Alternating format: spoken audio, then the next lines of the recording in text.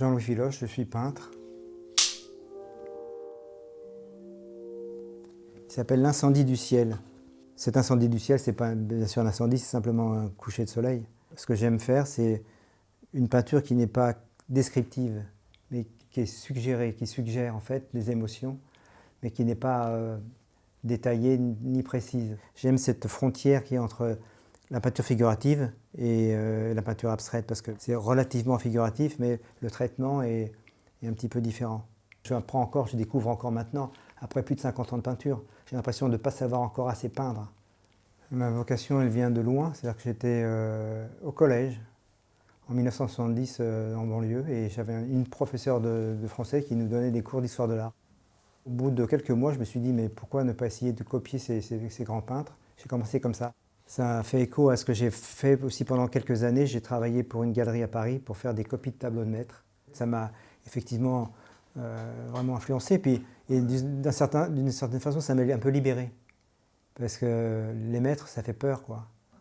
Et quand on s'aperçoit qu'on peut pas faire aussi bien, mais en tout cas copier, que les gens ne vont pas vous dire, mais oui, c'est bien ce que vous avez fait, mais non, on vous achète le tableau, quoi. C'est des portraits de ciel. Je change souvent de façon de peindre parce que à un moment donné, je m'ennuie un petit peu dans ce que je fais. Je suis dans l'inconnu, c'est ça qui est vraiment très agréable. Donc aussi, là, j'ai un travail différent. Je travaille avec de l'encre, avec du brunois, avec du pastel, avec de la pierre noire, avec de la gouache. Je mélange les techniques. Ce sont des chaînes qui sont étêtées tous les 10 ans. On utilise le bois pour se chauffer et on conserve une branche qu'on appelle un tire-sève pour que l'arbre puisse repartir. Ce qui fait que ces arbres-là sont abîmés, sont blessés par les coupes successives et ils prennent des formes assez intrigantes. Suite à un événement on va dire, médical, je me suis dit maintenant il faut que je fasse autre chose. Je vais peindre des grands formats parce que les grands formats ils sont plus difficiles à vendre. Comme ils sont plus difficiles, je vais faire que ça. Je suis obligé de me renouveler, je ne peux pas peindre la même chose pendant 50 ans, ça serait tellement dommage, il y a tellement de choses à découvrir. Ce tableau-là s'appelle Le beau mensonge du soir. Donc on s'imagine qu'il s'est passé des choses, en bien ou en mal.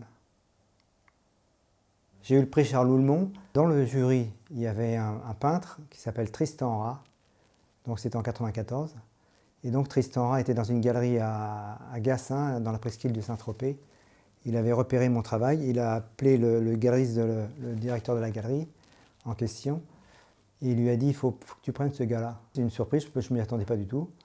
Et puis une fierté, ça c'est avoir un prix aussi important de cette fondation qui fait partie des fondations de France, c'était quand même c'était important pour moi, quoi. C'est grâce à cette galerie et donc en fait grâce à la fondation que j'ai pu exposer beaucoup et surtout vendre beaucoup de tableaux. Les compliments c'est toujours formidable, mais quand quelqu'un fait le pas d'acheter une peinture, c'est tout à fait autre chose. Et puis de se dire qu'elle va vivre avec.